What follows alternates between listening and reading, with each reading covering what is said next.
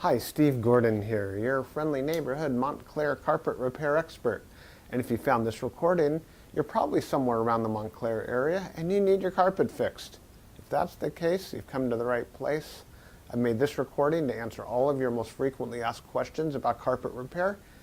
And boy, if I miss anything, give us a call here at the office or just call to book the appointment if you want us to come out and fix the carpet for you. All that being said, I hope to hear from you real soon. That's when I could help, and enjoy the recording. Here you go. Hi, Steve Gordon here, your friendly neighborhood carpet repair guy. And I promise you one thing, and that is I'm absolutely not an actor. So if you're looking for an actor to talk about carpet repair, you've come to the wrong place. But if you want to know about carpet repair, whether it be carpet stretching, patching, Berber carpet repair, commercial carpet repair, transitions between your carpet and a floor, maybe your stairs need repaired, a seam could need repaired, or a few other things, well, in that case, you have come to the right place, because I'm going to talk to you about that, and I'm going to try to answer as many of your most frequently asked questions as possible. And before I get to that, I am going to talk to you a little bit about our guarantee, how to get an estimate, the bid, and a couple other details.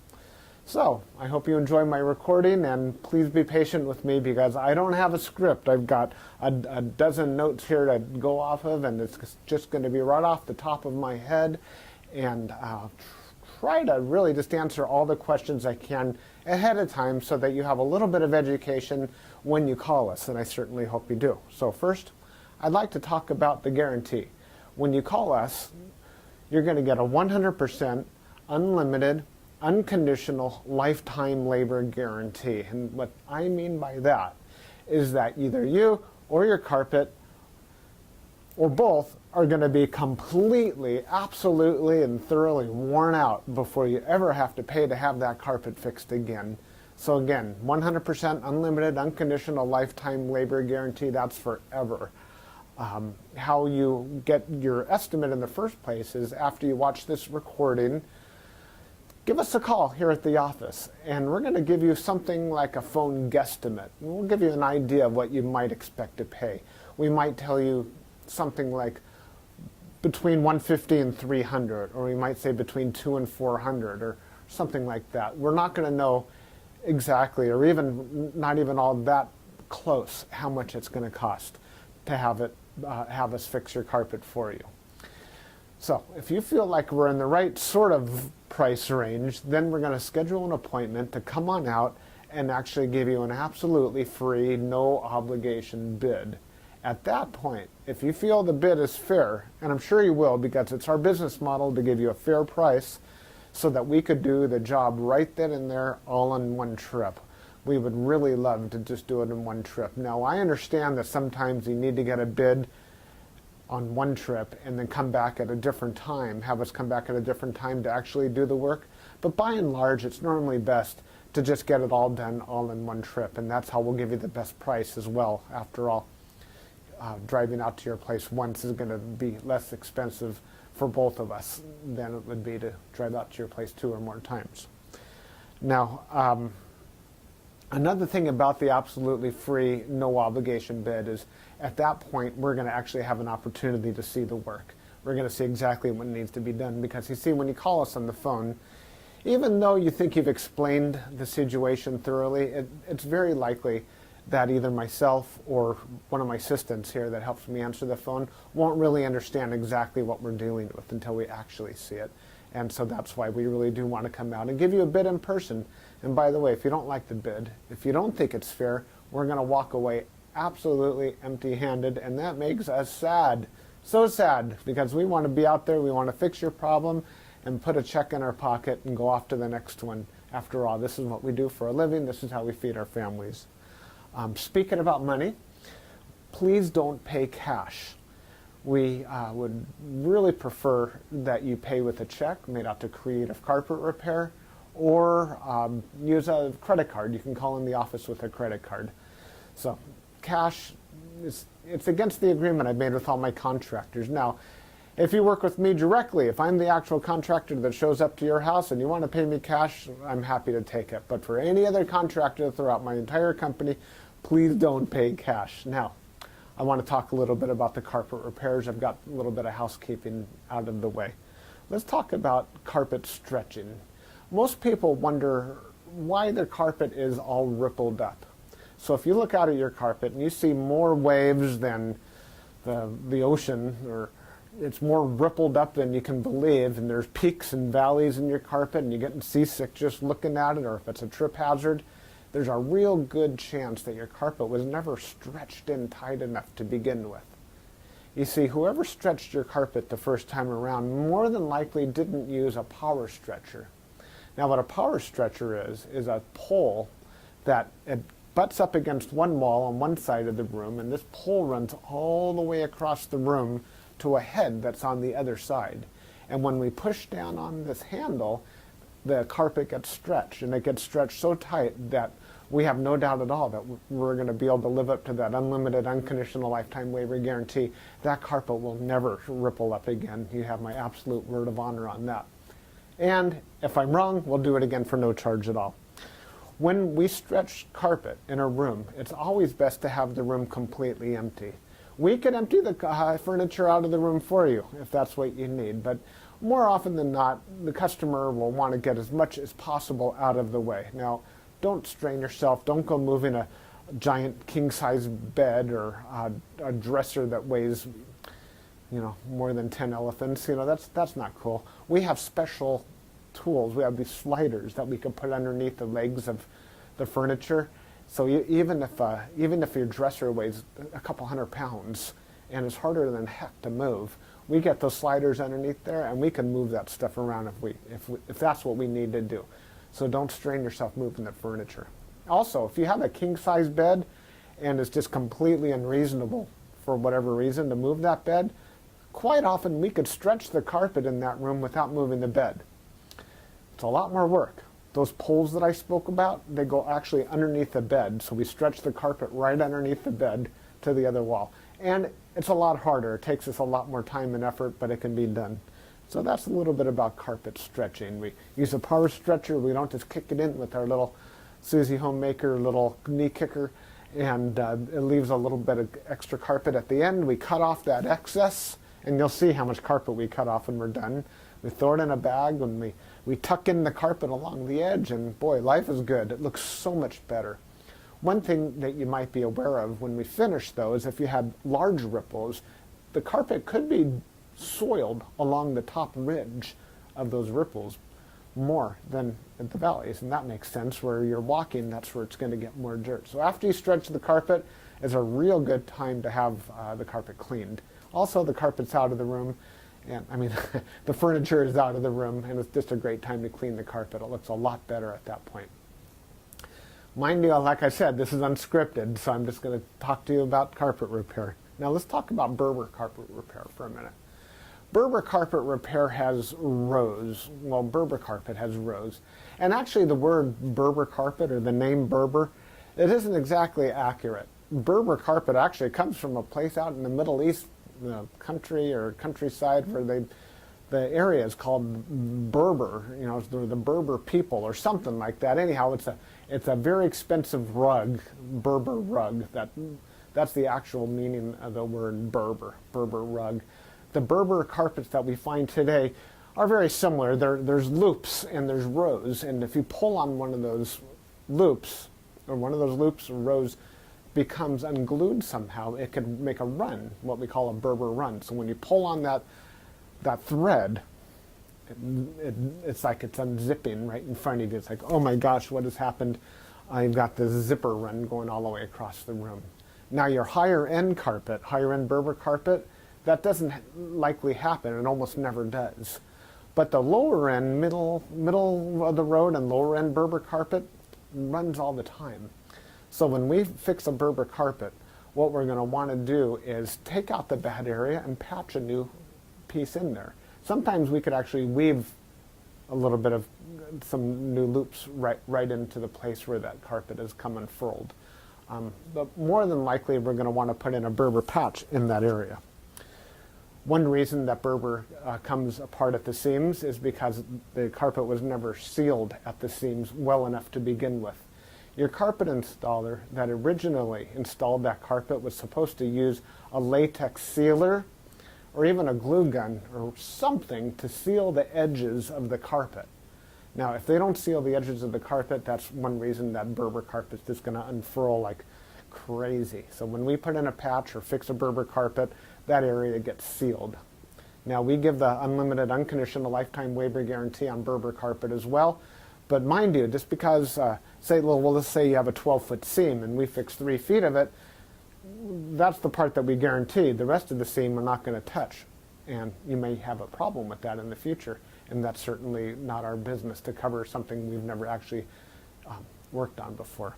Now, after Berber carpet patching, I'll just talk about carpet patching in general. And this includes the Berber. When you call us to have your carpet patched, the first thing that we're going to ask you is if you have any extra carpet to do the patch with. If the answer is yes, well, we're golden. We're ready to do the job. If you say no, you don't have any extra carpet to do the patch with, we'll ask, well, can we take the carpet from a closet or maybe even from underneath a piece of furniture? Because what we can do is we can take a piece of carpet from a closet and patch it right into your damaged area. And it usually works out really well. Most people would rather have a piece of carpet missing out of their closet than have a terrible, nasty area in the middle of their room where they'll see it all the time. After all, inside the closet, you usually have that covered up with shoes and old photographs and baseball bats and everything you've ever collected in your life. More about carpet patching is if you don't have the carpet to do the patch, there's really nothing I can do to help you. So you're going to need to find that carpet to do the patch with before you bother having us come out there, because if we don't have the carpet to do the patch, we're stuck. Our hands are really tied. There's nothing we can do. Now, you're probably wondering how the patch is going to look when we're finished. It's real hard to say, especially in a recording like this. So just between you and me and a million of our closest friends here watching this recording through time, that patch is likely to be visible. You see, if you take a piece of carpet that's never been walked on, it's never been soiled, it's never seen the light from the window coming in so it hasn't faded out, and you take that brand new looking type of carpet or piece of carpet and patch it in to an area that has been worn, it has been soiled, it has been faded out by the sunlight, well, certainly you're going to see the difference between the new carpet and the older carpet because it's patched right in the middle there. Certainly it's going to look a lot better than the situation you probably have right now, but patches are visible. Another reason a patch might be visible would be because, well, thick carpet, thick nap or plush carpet hides the seams quite well. A short nap carpet, like a Berber carpet, for example, or any of the commercial type carpets, they're very short nap. They show the seams far more. Another thing is that the rows have something to do with it. When we cut a carpet in the same direction as the row of the carpet, well, those seams are by and large less visible than the seams that we cut that cross the rows. When we cross the row, well, it's unavoidable to do that if that's what we have to do to make a patch. And those seams stand out a little bit more than the ones that go along with the rows. So carpet patching, that's what we specialize in. We could absolutely do that for you. Have the carpet available for us, and we also back up our patches forever, just like everything else, just forever and ever and ever. That patch will never come up. After patching, well, we could talk a little bit about pet damage also when we talk about patching. If you have an animal, a dog or a cat, or I've even seen it's been a bunny or a few other animals that have actually gotten locked behind a closed door. What'll happen is they'll get that separation anxiety and they'll try to dig their way out and they'll just rip the heck out of the carpet. That's one of the main reasons we'll do carpet patching. If that's the case, well, certainly it's just like any other patch. You supply the carpet, we'll put it in. However, if that animal didn't tear up the carpet, if they actually urinated on the carpet, there's a whole other thing we can do about that, and I'm going to need your help for that. What we'll do is we're going to ask you to go to the pet store or go online and buy twice as much of a product as you think you're going to need, maybe 4 times as much, to actually kill the odor. Now, the product I'm talking about is actually an enzyme, and what we'll do is we'll pull back the carpet, we'll remove the padding, clean the floor, and you'll pour this enzyme onto the floors underneath it all. And that enzyme will eat up all the proteins that contribute to the smell of the urine in your carpet. Then we'll put in new padding, and you'll pour that enzyme cleaner all over the backing of the carpet as well at that time. I'll reinstall the carpet, and then one more time we'll use that cleaner, and we'll just soak that area of the carpet with that enzyme one more time.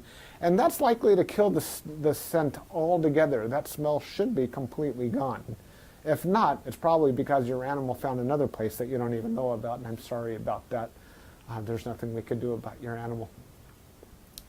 Now that we've spoken about pet damage, I like to talk about carpet to floor transitions. A lot of people call us because they put in a new floor. Maybe it's a tile or a wood floor, and their carpet now needs to be finished along that edge. More often than not, we don't need to put in any kind of metal there. There's a lot of different types of situations where you do want a metal. If you have an apartment building and you want the carpet to last a long time between the carpet and, say, for example, a linoleum floor, we could put some metal there. There are flat metals. They're the type of metals that they're called, I've called them beat-down metals before. I'm not sure exactly what they're called. Beat-down metals, they're golden, they're silver, and the carpet goes right in there and it gets hammered down. Gives a nice clean edge, and it protects the edge of the carpet for a very long time. But if you're like most homeowners, that's not why you're calling us for a transition. You're calling for the transition because you just put in a nice marble or travertine floor, or maybe a wood floor.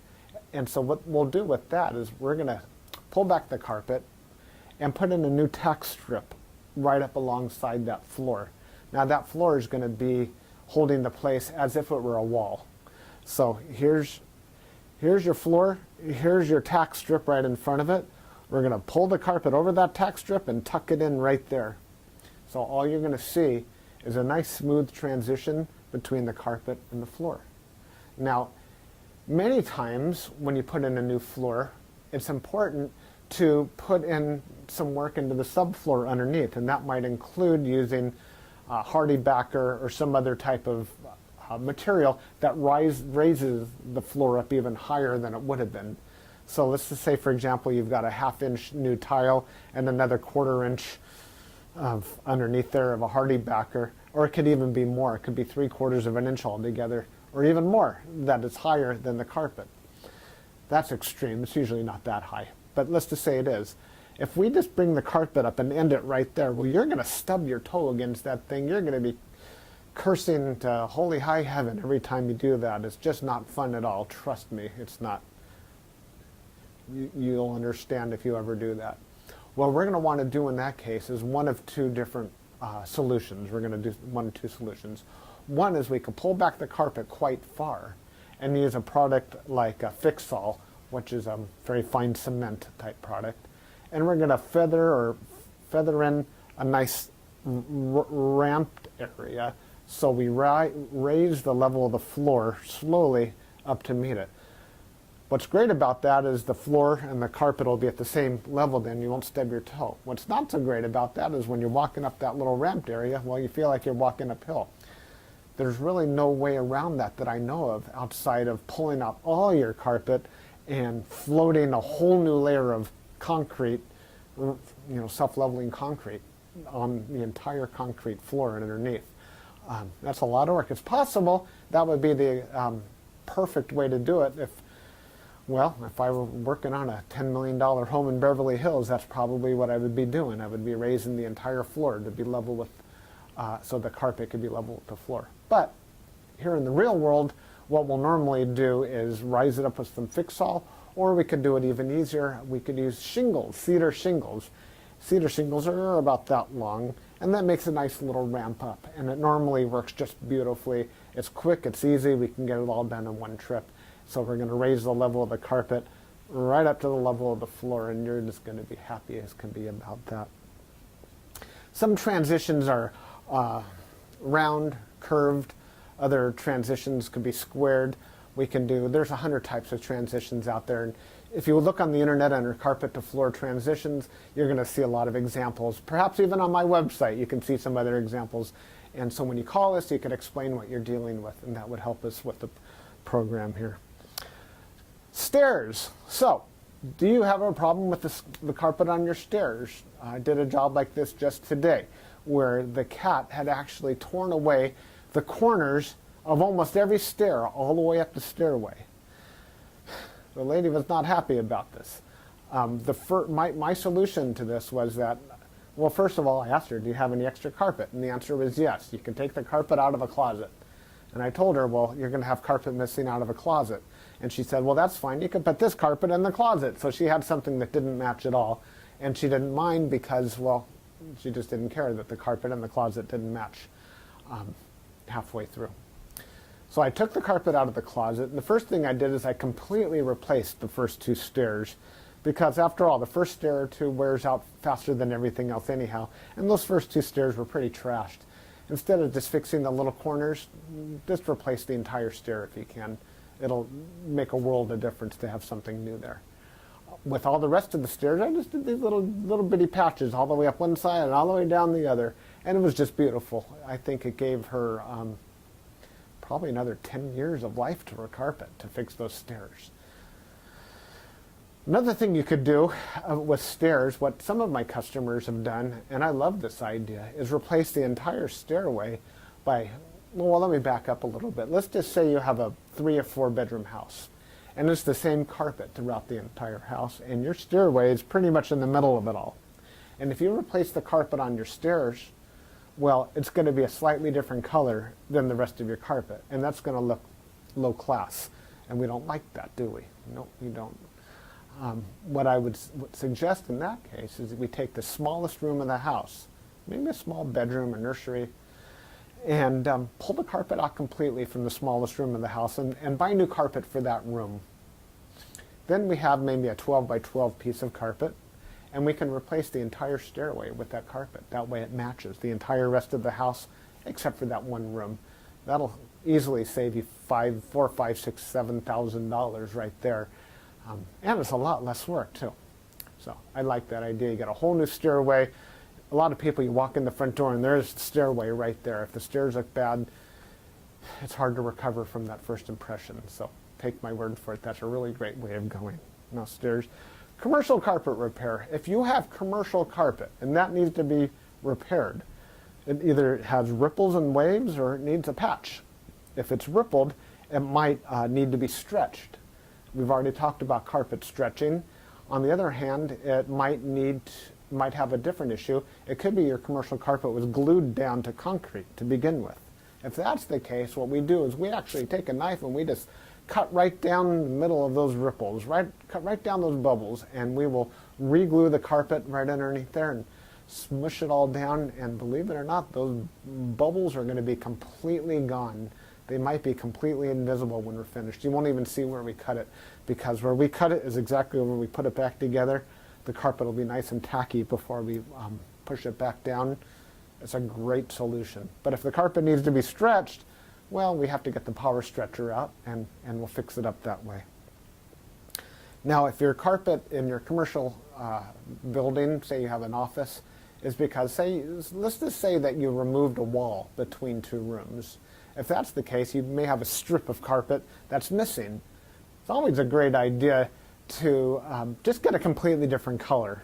So if you have blue commercial carpet, go get a piece of red or black. Just something completely different, because a patch going all the way down through the middle of the room that's just a little bit off, it looks low class again. But if we put a strip of red down the room, or burgundy or black, people walk in and they go, oh yeah, these people have got some class. They got a decorative idea. So that's just my opinion. Use a completely different color if it's something goes all the way across the room. Now if it's just a patch, a small patch for whatever reason, and you have a little extra carpet, we can always patch it in with whatever you have. Seam repair. Good news and bad news. The good news about seam repair is that we can make your carpet so the seam doesn't keep getting worse. The bad news is that if it looks bad now, it's probably not going to ever look good again, regardless of what we do to it. Seams have to be done properly the first time. You see, when we seam a carpet together before it's installed, we'll use a straight edge and we'll cut down both sides of the carpet, and then we're going to seal the carpet on both edges, and then we're going to seam it together, and it'll be perfect. When it's completely cooled down, then we stretch it in. If we go back and try to open up the seam and cut that carpet off and try to bring it together, the chances of it ever looking better are right around 0. So I'm sorry to tell you that your seam repair, we can make it possibly look a little bit better. We can make it stop getting worse. We can make it not be a trip hazard any longer. But don't have your expectations too high when it comes to seam repair.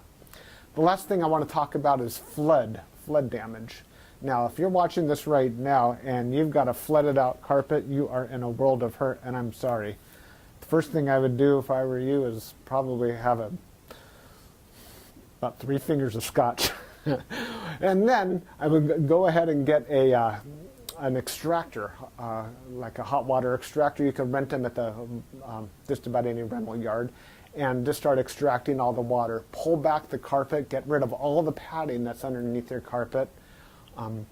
Rent a couple of blowers, or as many blowers as you need, and these things, they kind of look like a snail. As a matter of fact, that's their nickname in the field. We call them a snail. And they're shaped like that, and boy do they ever blow. And you can blow dry the whole underneath of your carpet. Set it up and get the carpet completely dry. At that stage, that's when you call us, and we can supply new padding, put a new pad, reinstall your carpet, clean the carpet for you if you're in an area that we do carpet cleaning, and life is good. You can put your furniture back and you'll be happy again. You don't have to do it yourself. If you want to call a company, even ours, depending on your area, can do that extraction for you as well. Now, if it's really flooded, I mean, seriously, like you're ankle deep in water, don't even bother. It's beyond almost everybody's ability. That means that your baseboards are all going to be all wet. A professional company will come in, remove your baseboards, and we don't do that ourselves. They'll remove your baseboards, they'll drill holes in the wall, attach blowers to your walls, and blow dry the entire area, inside the walls and out, the carpet, the floor, the whole shebang. And then we can come in and put the carpet back down at that point. So I hope that I've answered your questions. If you have any additional questions, now that you've heard me talk for the last I don't know how long, feel free to call me here at the office. I would be just tickled pink to hear from you. If I'm not here, one of my assistants, whoever answers the phone, will be well trained and will be able to answer any questions that you have about carpet repair. And then at that point, we'll be absolutely positively honored if you would have us just come on out to your place and fix your carpet for you. And that's all I have to say. Again, I'm Steve Gordon, and I promised I wasn't an actor, and by now you believe it. I'm a carpet repair guy, and I'll be looking forward to hearing from you, so please call me. Thanks. Bye-bye.